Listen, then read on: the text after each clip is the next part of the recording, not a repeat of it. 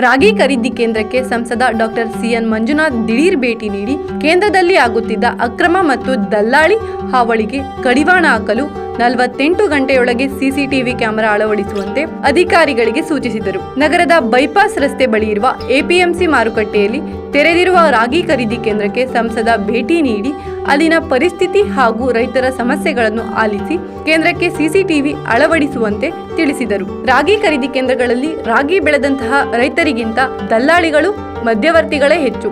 ತಮಿಳುನಾಡಿನಿಂದ ರಾಗಿ ಖರೀದಿ ಮಾಡಿ ರೈತರ ಹೆಸರಿನಲ್ಲಿ ರಾಗಿ ಕೇಂದ್ರಕ್ಕೆ ಮಾರಾಟ ಮಾಡುತ್ತಿದ್ದಾರೆ. ಅವರ ರಾಗಿಯನ್ನು ಬೇಗ ತೂಕ ಮಾಡಿ ಕಳಿಸಿಕೊಡಲಾಗುತ್ತಿದೆ. ಆದರೆ ರೈತರು ರಾಗಿ ತಂದರೆ ನೀವು ಕಡಿಮೆ ರಾಗಿ ತಂದಿದ್ದೀರಿ, ತೂಕ ಮಾಡಿ ಖರೀದಿ ಮಾಡಲಾಗುವುದಿಲ್ಲ ಎಂದು ಸಬೂಬು ಹೇಳಿ ವಾಪಸ್ ಕಳಿಸಲಾಗುತ್ತಿದೆ ಎಂಬ ಆರೋಪಗಳು ಕೇಳಿಬಂದಿದ್ದವು.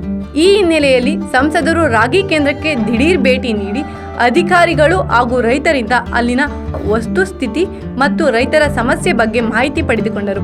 ಈ ಸಮಯದಲ್ಲಿ ಸಂಸದ ಡಾಕ್ಟರ್ ಸಿಎನ್ ಮಂಜುನಾಥ್ ಮಾತನಾಡಿ, ರೈತರಿಂದ ರಾಗಿ ಖರೀದಿ ಮಾಡುತ್ತಿರುವುದು ಕೇಂದ್ರ ಸರ್ಕಾರದ ಮಹತ್ತರ ಯೋಜನೆ.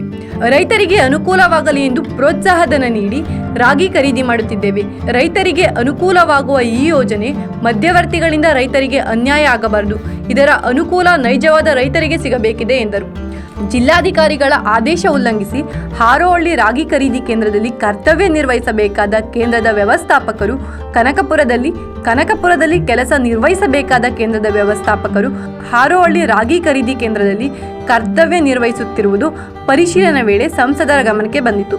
ಸಂಸದರು ತಕ್ಷಣವೇ ಜಿಲ್ಲಾಧಿಕಾರಿಗಳ ಗಮನಕ್ಕೆ ತಂದು ಯಾವ ಅಧಿಕಾರಿಗಳು ಎಲ್ಲಿ ಕೆಲಸ ಮಾಡಬೇಕೋ ಅಲ್ಲೇ ಕೆಲಸಕ್ಕೆ ನಿಯೋಜನೆ ಮಾಡಬೇಕೆಂದು ಸೂಚನೆ ನೀಡಿದರು.